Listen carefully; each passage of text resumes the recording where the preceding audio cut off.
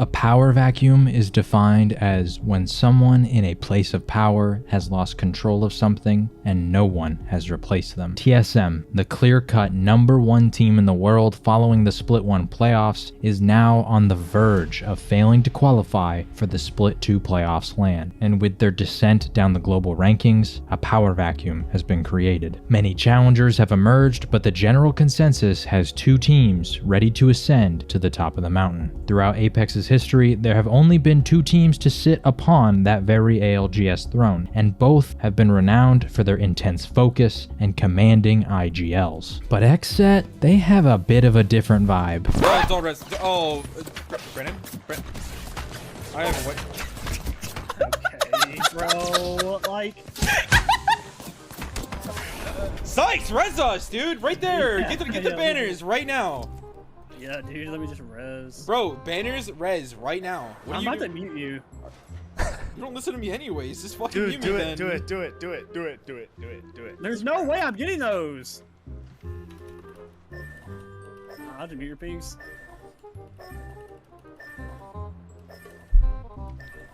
There's no way. Shut up! There's no res!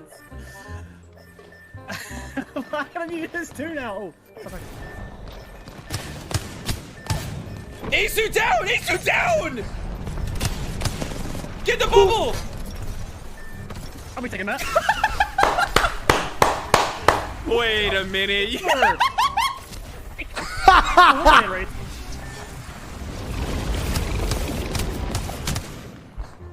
Bro! Welcome back to the Reset, where today we will be dissecting XSET, but first, a word from our sponsor. It's me. I'm sponsoring myself. I have been live streaming watch parties for ALGS Pro League match days on twitch.tv, link in the top of the description, so drop a follow over there, and back to the video. Also, if anybody seriously does want to sponsor these videos, hit me up. XSET currently sits atop of the North American leaderboard, and notably, they've done this despite only playing 3 match days. The 3 other teams behind them to round out the top 4 have all played a extra match day, and yet they still have more points. So what is making XSET perform so well? Today we will discuss the 3 keys that make XSET one of the most consistent rosters in the world, then we'll discuss a little bit of their foundational approach, and then finally we'll close it out with some gameplay examples that show everything we've discussed in action. Let's begin with the first key to success.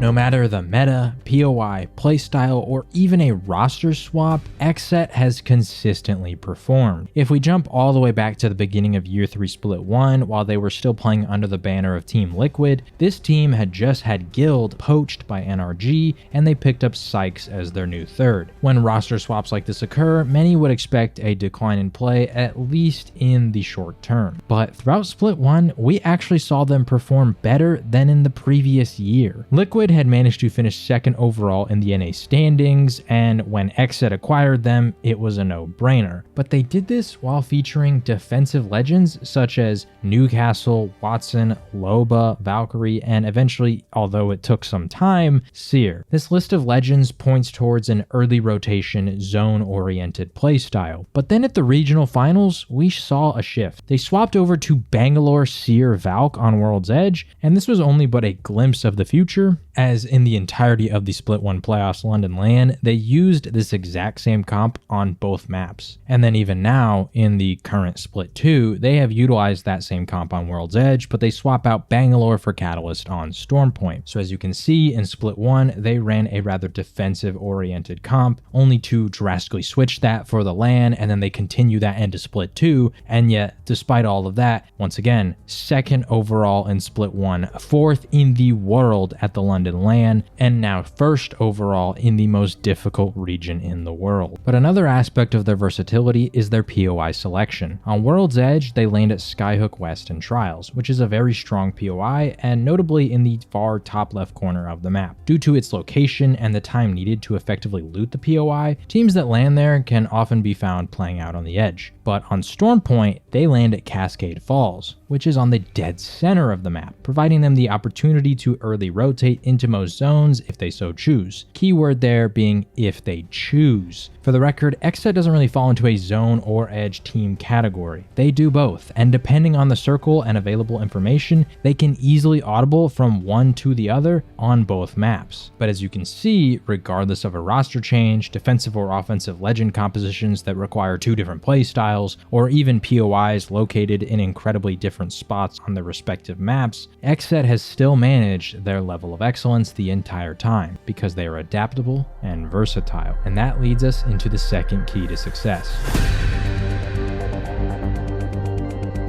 I want to preface this point by saying that I'm not declaring that XSET is the only team in the world that is good at taking personal accountability. I believe that it is near impossible for a team to be elite on a global scale without doing this at least somewhat well. But I do want to really highlight the way that XSET does this for one specific reason. I've seen a lot of comments on my videos declaring that Apex comms are hectic, personalities are erratic, and the general scene is immature. And you can levy those criticisms at most of the North American scene. But XSET is the shining example of the opposite. Let me play a clip of them dying out on rotation in their most recent match day, and then follow that up with the conversation led by their coach, Hodzic. Might have to slide. They're splitting these cards, by the way.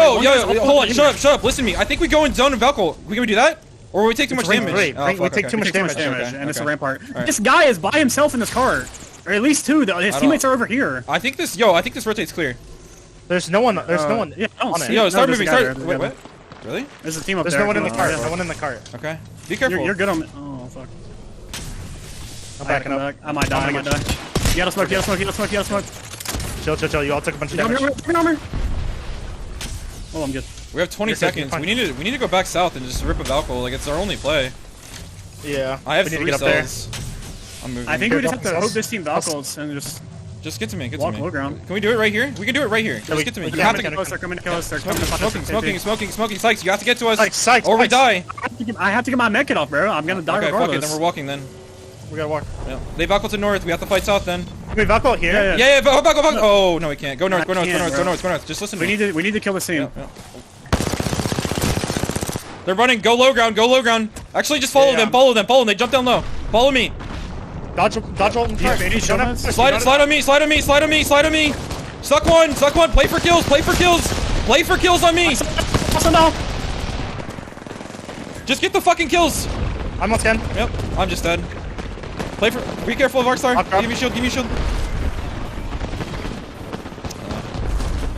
Brand, go left if you can, maybe.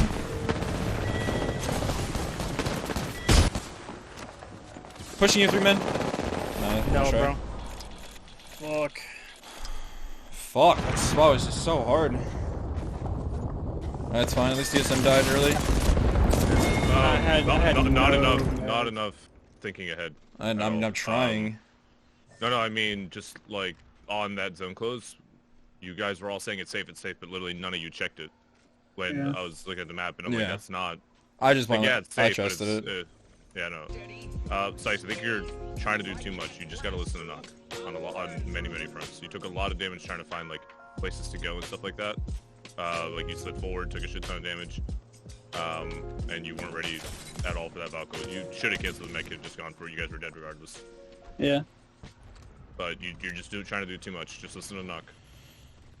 I mean, I wasn't safe in that spot up there. That's why I had to slide forward. Yeah, but I had two teams angling me. No, I'm talking about you try to walk up earlier into the choke when not calm that he thinks. Oh yeah. Like just wait, just let not dictate what happens. You guys lost way too much trying to do too much. He will let you cook when the time is right. Like I said, it's all about the timing. Yeah. But yeah, I think you just have to go for that mech kit, or you have to cancel the mech kit, just go for it anyways. They're just like, you're just dead either way. There's no other play. Yeah. Fuck. Now, a few things to point out. Number 1, notice how calm the conversation is. I have never seen or heard XSET have a heated argument after a game. Also notice that no one is really nitpicking or being defensive. Oftentimes when we examine teams that do poorly, this is a common theme during feedback sessions such as this. Instead, both Nock and Sykes explain their thought process, but ultimately relent that Hodzik's assessment is correct, and that's that. Immediately, they move on. They don't dwell on it, they don't overanalyze it, they state what went wrong, how to correct it, and focus on the next game and keep the vibes high. And I bring this up as one of the keys to their success for 2 reasons. Number 1, although this seems rather obvious, most teams don't do this. And number 2, the previous key, the adaptability, that does not happen without personal accountability. Through all the change to the meta, their roster, their comps, it may seem like everything was smooth sailing, but there are certainly moments that they performed poorly, whether in scrims or in actual games themselves, but rather than allowing those moments to dictate their mood and their next steps, they own them, they learn from them, and they move on. If you've seen some of my previous What Went Wrong videos, you'll see some of these teams that have had to endure change, and it doesn't always go over well. But for XSET, they adjust instantly, and you can see as much in the very next game. In this game, they do have another poor result, but this one wasn't fully their fault, more the circumstance of the game, but that's not the point of showing this clip. Remember that Hodzik's feedback in the previous game for Sykes was that he was overextending rather than waiting for Nock to scout out areas and decide the plan of attack. Sykes is a vocal player. He will often suggest ideas, but as time got low on World's Edge, he made a few slight errors that prevented the Valkyrie from happening. In the very next game, we see this get cleaned up immediately. We are once again in a situation where XSET has a terrible zone pull, and they're forced into a slow, poor rotation in. But notice that this time, Sykes is allowing Nock to set the pace. They don't have catwalls, so that's fine. Yep. I'll have mine. I'll have mine. I can scan all of them and we can push aggressively. I don't think we do. I mean, we can actually, I guess. I think we have to kill them. Okay, okay. Did we just slide west? They're still fighting. No, we can't. North is looking at us. North is looking at us the whole time. Oh, okay. I'll have wall at 10%. Yeah, we have to fight them, man. Yeah. I mean, realistically, they have to move first. We can play our wall. Oh, yeah, we can. Yeah. Shoot this. This is my ammo. I only have 6 each. They have no bangles I also. have You just gotta commit and kill this team to the east, okay? Yeah. Make sure you're scanning our west and nobody's over there. I have wall. Any ultic spells? No. No, I have no. Okay. There's a team right here on ping. He's still in the rock. I have to hit my scan. Yep. Please Valkyrie. I think you should let them Valkyrie. Yeah, if they do Valkyrie. Yep. Please just Valkyrie. Team West, They're not. I dodged. I'm on scan. I'm mulling. Scanning. Yep. One's moving. They One's on the wall. already moved. Slice, play the head, go to my left. Watch your back here, Yep. Wait, down here, batting. Play, kill this guy, move, slide. Safe on me right now, safe on me. I'm sliding on smoke, I'm kidding on this. This team is gonna mirror us. Yep. Safe on me. On your right, Come here, just come here. We're good. Bang 120. Teammate is gonna pinch. Yep. We have a duo east. Okay, just play it slow. No, Hey, chill. Behind you. You gotta kill these guys. Killed him. Brennan, I got one defended. no, 50. Man, I'm sad. Yeah, nice just got pulled off the ground by it. Although I've only shown one example of this, this is how XSET operates. Discussions are calm, logical, and then changes are made instantly. This personal accountability and swift adjustment has been a driving factor behind why they can easily have so many changes and yet remain so consistent, which leads us to the final key to success. Sykes on Caustic.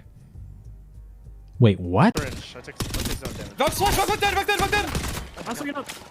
What the fuck are you, bro? Hey, dude, bro. I hit the 060.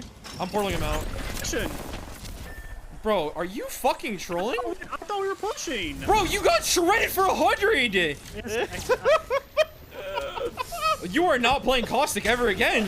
Just because Hal's watching him in a ball. Don't kick out here, please. Here's batteries. You need batteries. Armor. I need energy ammo. Energy. Energy, that one. This one. Thank you. Very nice. Very good. Very nice. Very succulent. Very nice. I gotta sell. I have no bats. Another Moby. I dropped bats right here. 4 bats. Okay. I sell. Where'd I ball? We push. No ball. We walk right here. Go forward. Shut up. Inside here! There's still fuckers in here! Bro, I'm getting executed! On the store. Popping a medical kit! Hey, fucker. Say fucker. Oh, yeah, Sice! dude. What do you want me to do on caustic? Play the fucking game or something! I found a wall. That game! Shut up! Fuck up. That's worse than Shut mine. up! Shut up! That's worse than mine. Shut up!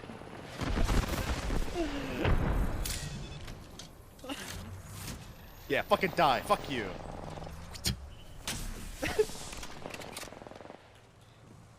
Get in there. All right, it was honestly impossible for me to make an XSET video without a Sykes caustic joke, but for real, let's talk about the final key to XSET's success.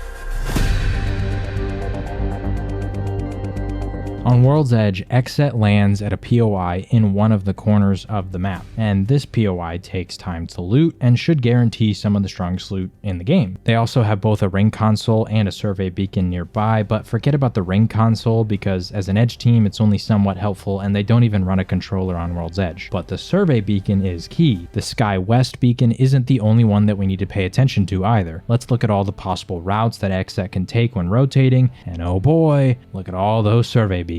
The survey beacon is unbelievably strong for Edge teams. In a split second, you can instantly know where every single team on the map is, and you can also see where every single team on the map isn't. That means you can identify open god spots and Valgold into them if you're close enough to reach it. Also, you can look out for teams near the edge to find an isolated and easy fight. And you can also see where all the teams are really packed up into to know where and when to rotate into specific areas. And so with all these things truly favoring an Edge playstyle from their drop spot on World's Edge, they have fully swapped over to this playstyle, despite once again previously being a Newcastle Loba team during the Horizon Seer meta. I don't think you guys realize how absurd that is. So on World's Edge, you have an Edge POI with strong loot, plus tons of survey beacons on rotation, and they run an Edge comp, and all of this equals cohesion. So now we move over to Storm Point. XSET lands at Cascades, a central POI, and nearby they have a spider cave to once again get free armor farming and attachments, albeit not as juiced as Trials, but still decent. On this map, due to their central location and easy access to a more zone-oriented playstyle, they will drop Bangalore in favor of Catalyst, who can provide somewhat similar value, but is more defensive. So on Storm Point, they have a central POI, which allows for easy rotations into zone, so they tweak the comp to be a little bit more defensive and zone oriented, which once again equals cohesion. Also, just final point to add to cohesion, it's small but I think it's noteworthy. If you've seen my previous NRG video, you'd see that they have this same split playstyle approach depending on the map, but there is one key difference here between the way that NRG and XSET approach this though. NRG played two extremely different compositions on the two maps, and notably the comp they ran on World's Edge provided very little ability to adapt. We saw this on LAN, where on match point NRG failed to close it out despite being on World's Edge, which was their best map. There was a crucial game that went to Dome where they got caught out on the edge due to a poor rotation. They're playing a Loba Watson comp and they're going to be fighting Seer Horizon, and they didn't win. But XSET does not have this issue. The reason being, they only tweak the composition ever so slightly. They use the staples of competitive Apex, Seer, and Valk on both maps. Everyone knows the value they bring to the table. They were the two most picked legends across the entirety of Year 3 so far, and I don't see that changing anytime soon. Also, they're both incredibly versatile. You'll find Valk in basically every single playstyle type of comp, and the same goes for Seer. He provides both offensive and defensive capabilities, and with all the recent class changes, he can get that survey beacon scan. Anyway, this is notable because both Fun and Sykes have the same characters each game. Something as small as this can help reduce some variance from game to game or even map to map, which is very important in a battle royale where RNG plays a factor. But the difference that we talked about earlier is the Bang or the Catalyst. Nocturnal is the only one swapping, but both Cat and Bang have similar strengths. Bang excels at taking space, while Cat excels at drawing a line in the sand and locking it down. Both characters also have the ability to cut lines of sight, sight. This means that Nock can control micro-rotations regardless of the character that he plays. He can also control the pace of play. Obviously, as the IGL, he can do this with his voice, but he's also now able to do it with his ability usage. I know cohesion sounds like a rather obvious thing that every single Pro League team should be doing, but just like personal accountability, it's not as common as you might think. I can't tell you how many teams in both the Tier 1 and Tier 2 scenes don't understand the strengths of their POIs and therefore use a legend comp that not only doesn't complement the POI itself, but also doesn't complement the playstyle that the POI requires. So the 3 keys to success are number 1, their versatility and adaptability, which is only truly possible because of number 2, their accountability and mature approach to the game, and then finally number 3, their cohesive foundation that makes everything simply flow. And now that we've established these 3 keys, let's dive into 2 specific games from Matchday 2 that XSET won. These 2 games are perfect examples of the ideal way that XSET wants to approach each map. And also, I know that I literally just said there are only 3 keys to success, but secret key alert. Key to success number 4 is their ability to take and control space effectively as a team. I know that I just highlighted this specifically for Nocturnal, but as a team, you'll see what I mean in the game. We start off in game number 1 on World's Ed. This was XSET's first game of the split, and they come out with a banger first place 12 kill game. We already covered their foundational approach earlier, but as a reminder, they land at Skyhook West in Trials, and they use a comp of Valk, Seer, and Bangalore, and will have an edge style approach. Also, once again, they don't use a character in the controller class. Because of this, they can't get circle knowledge, but they do have Seer, so they can get survey beacons. Anyway, this game is going to pull all the way to the opposite side of the map, to Dome and Launch Site. This ending is one of the farthest possible pulls from XSET, so this game is going to be a good one when it comes to breaking down an edge playstyle. They loot up, and before leaving Skyhook, the plan was initially to go to Lava Fissure and craft, as that's really the only viable crafting spot on their rotation. But once Fun uses the survey beacon, they identify that Lava Siphon is relatively empty. XSET on rotation is going to abuse these survey beacons. They got the initial info from Siphon that it is pretty much untouched, and as they get closer, they're going to want to continue to update that information and see what spots are unplayable. The survey beacon placement is important because it will impact the rotation path that they take. They roll up to Landslide and hit another beacon. When they scan, they see tons of teams packed in and around Launch Site and decide to move towards Fragment on their right. They want to move towards the middle building of Lava Siphon in order to get the other survey beacon that is on top of the middle building, but another edge team, Furia, has the same idea and beats them to it. So they quickly adjust and decide to third-party a fight taking place over at Big Mod. Sykes picks up 2 quick kills, and they back off to secure their spot near Siphon, since they can just gatekeep all the teams on the mod side. As the circle begins to close, things naturally get very congested. Nock finds a safe spot and starts searching for playable spots in the next zone. Once he finds one, they instantly take it. Once they get there though, their comms immediately pivot to the necessary requirements that could get them to move from this spot, aka a fight happening over near Dome, or the areas of priority that they need to focus on to defend this spot. Sykes specifically does a really good job keeping them focused on a team walking up on the low ground out of the tunnel to challenge where they're sitting, because apparently this has happened to them in the past and is a rather large threat.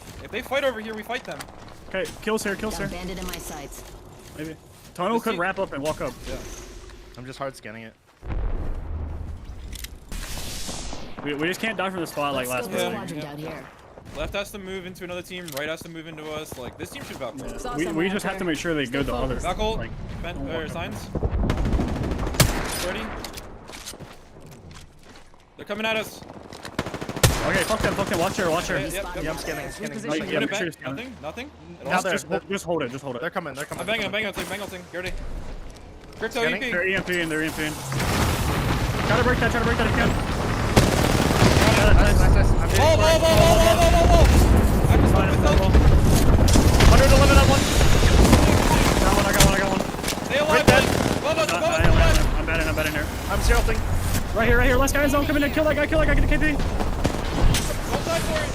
Yeah, I got him. Above. The hold there was masterful. Bang ult to delay the push, which then forces a crypto ult to try and gain the advantage. They destroy the drone and now await the push. As it's happening, they hold their head glitch as well, and Sykes uses his Valk missiles to stun the opposing team as they move up. As they're fighting, Nock repeats over and over that they cannot afford to go down because if they do, a third party will quickly come, but they manage to get the wipe cleanly. They reset and start planning for what's next. Unfortunately, in their current spot, a push to anywhere is rather difficult without getting punished for it. But the team who could punish them for it starts to fight out on the edge, and they move in for the third party. Bangles in the back. All this team's You're fighting. right here. Oh, careful, you already exposed. Back me up.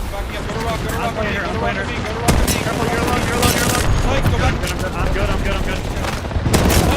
I got one. Burning one. I got two. Nice.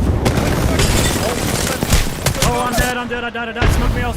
Sykes got so close to a team wipe there, but he got RE45'd and he goes down. He was overextended a little bit during the bang ult. Due to the ring closing, it's pretty much impossible to get him back up, so Nock and Fun do an excellent job of diverting their focus from Sykes and straight back into the game. Sykes, although knocked, does provide good callouts and helps them kill LG. We're now in the final 3 squads. A rat pushes them and they grab that KP, and now it's a 2v3. And listen to the confidence that they have going into this fight. Above you, Fun.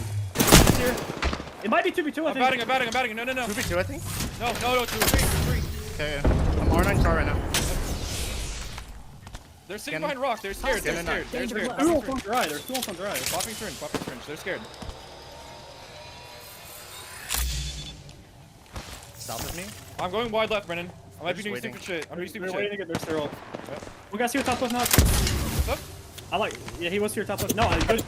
Wide right. Let's go that way. Hit scan on him. I don't know These where kids are fucking. They're pissing themselves right now. I just shit on them. Dog shit. I just don't have light ammo. That's like the problem. I can't peek. You win this. It's one clip all 3 of them. Nice. I have no angles. Fucking get some angles, dog. Get in there. What are you doing? No, Jump in there, baby. This guy on the right is just fucking scanning, bro. I have no ammo, bro.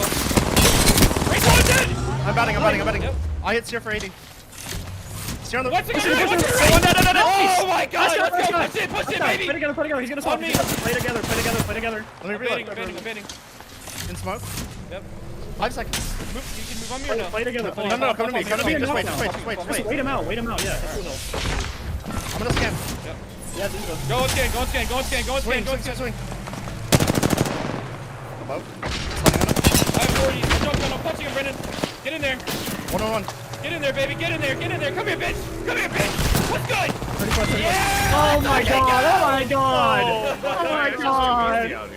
Alright, realistically, this fight should have never been won by XSET, but let's highlight the good from it. Nock does a really fantastic job of moving up on the high ground and constantly using his smokes and digi threat to create angles for himself that otherwise should not be available. The opposing team gave him space and he masterfully claimed it. Fun, on the opposite side, doesn't necessarily have that space to claim, so he doesn't overextend and just waits the team out. They make a disjointed push and he wins his ones. Then at that point, being in a 2v1 advantage, it was all over. They already had the confidence in a 2v3, and allowing them to get 2 knocks like that was a GG. Also, just of note, some people don't really understand this, but when teams talk about showing presence, this is a key example of how body language in competitive Apex is really easy for these pros to read. If you've ever wondered if you could go into a pro lobby and maybe pick up a few points, just know that just like in this fight, they can tell when you're nervous, when you don't have confidence. They can probably even assume what your skill level is going to be by the way that you take space and show presence. Because the opposing team did not show presence, they assumed that they were nervous, that they had jitters, and they capitalized on it. Now let's jump into a game that has the complete opposite circumstances on Stormpoint, but finishes with the same result. Just like last game, they get a win with 12 KP, but this time they're blessed with Circle that requires them to basically not rotate whatsoever. Again, we covered their foundational approach to Stone Point earlier, but a quick reminder, they land at Cascade Falls and use a comp of Valk, Seer, and Catalyst. They get a ring console off rip, so they see that Circle is over the center of the map, but it'll end up pulling over Cascades and shift a tad to the west. They end up posting up on this area where there is good cover from a tree, a few small cliffs, and a large rock behind them. You can stand on top of this rock, but you can't climb there, so Nock and Sykes utilize Valkylt to get up there and start surveying the surrounding area. And speaking of showing presence, this is where we once again see XSET controlling their space, but in a very different way. While last game they were in a constant tug of taking space and then clearing their back, only to repeat that process each ring, in this game, due to their spot and zone, they simply just show a lot of presence in the surrounding area to prevent teams from moving in nearby. Now the great part about the spot that they're holding is that while sitting up on top of that rock, they can overlook so much of the surrounding area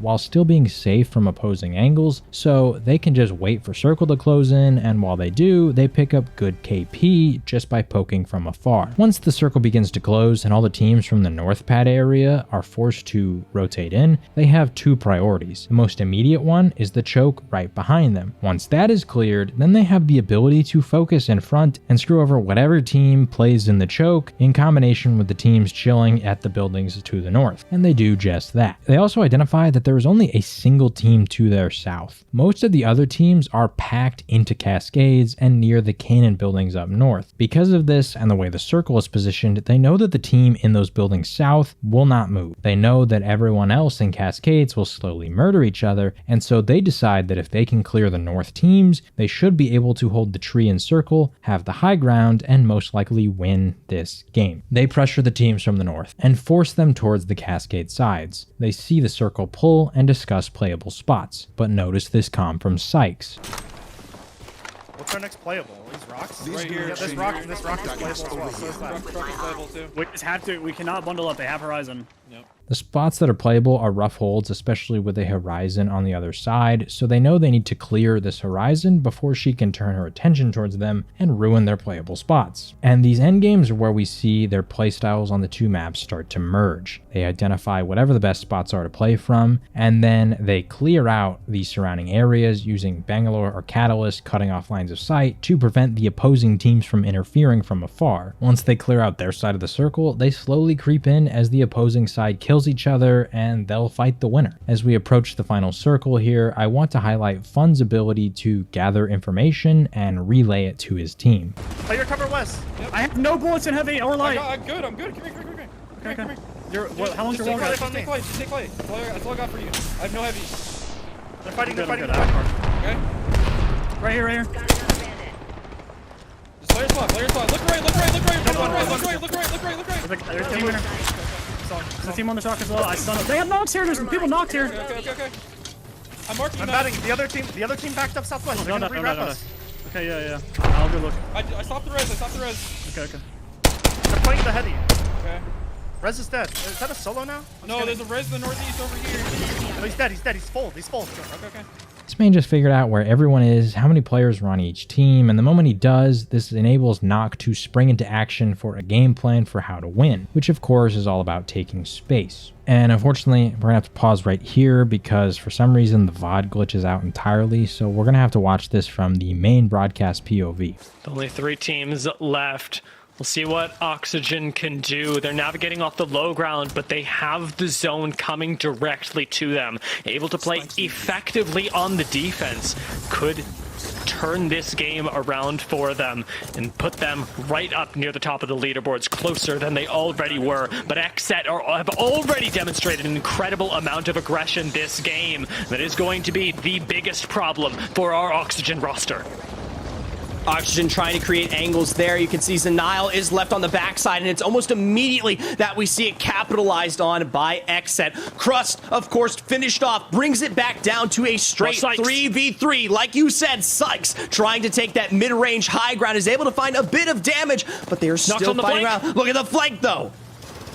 Almost finds necessary damage there. Enemy goes for the wide swing, picks up some good damage on Nocturnal, and now Oxygen full send it forward. They've got high ground, but it's a trade of a 1-4-1. Oxygen no longer in the driver's seat as Sykes trades another 50 flesh left on Oxygen, and XSET, just in the nick of time, find themselves a win. It was close, but this is one of the best teams in the world, and you cannot challenge XSET. And boom, another win for XSET on the day. One thing of note in this specific game, as I mentioned the comms from both Fun and Sykes, Nocturnal does not micromanage his team. They are all really smart. They all know how to play in various different areas. I mean, even think back to that fight on the final circle of World's Edge. Nocturnal just calmed what he was doing and where he was going, and then just jokingly told Fun to get angles, but he doesn't really sit there and demand his team to play specific ways or styles, or he doesn't control them. They are all smart enough and cohesive enough to play together and understand what the best plays are within their individual roles. Anyway, let's review the 4 keys from earlier and discuss how we saw them play out in these 2 games specifically. Key number 1 was versatility and adaptability. Well, they won a game with the farthest pull possible on World's Edge that also had multiple plan changes due to other teams. And then they won a game on Stormpoint when they were blessed for the circle. So check. Key number 2 was accountability, and admittedly, this one doesn't really apply here because in these 2 games they won. But remember when Sykes died in game 1? There was never this mid-game, "What are you doing, Sykes?" blow up, and instead they locked in for the win. So although it's a loose fit, check. Key number 3 was cohesion, and considering these 2 games showed them playing 2 different playstyles to perfection, check. And finally, the taking and controlling space. I mean, we saw that plenty in both games, so check. I'm confident saying today, as of recording, that XSET is the best team in the world. If there was a LAN tomorrow, I have full confidence that they would be the team lifting the trophy in the end, but there isn't. And for that reason, XSET has yet to write their names in the history books alongside DarkZero and TSM. But like we talked about at the beginning of this video, the Apex world is currently experiencing a power vacuum, and the only way for it to cease is for someone to claim the Split 2 playoffs crown. Will TSM or DarkZero continue their LAN domination, or will we see a new face rise to the occasion?